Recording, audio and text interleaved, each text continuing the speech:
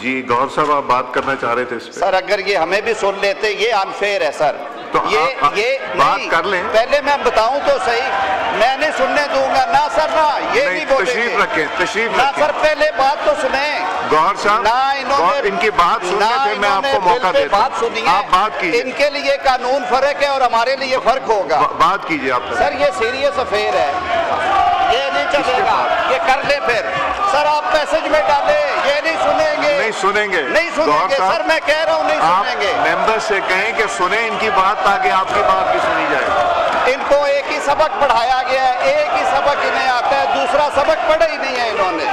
देखें, अगर आप चाहते हैं कि गौहर साहब भी बात करें तो कहेंगे टेक योर सीट। चाहते हैं गौहर साहब सुनेंगे, आप इनसे कहें पहले इनकी बात सुन लें, ताकि ये आपकी बात सुन लें।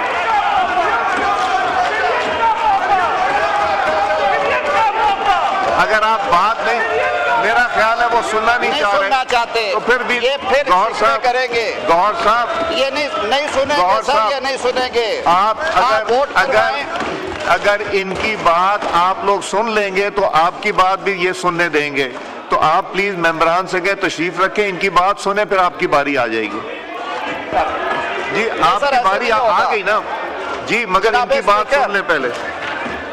जी मैं जनाब स्पीकर पहले जैसे क्या ये नहीं चलेगा सर। आप वोट करें, नहीं, आप सर वोट करवाएं। नहीं बात नहीं सर, मैंने बिल इंट्रोड्यूस कर दिया है।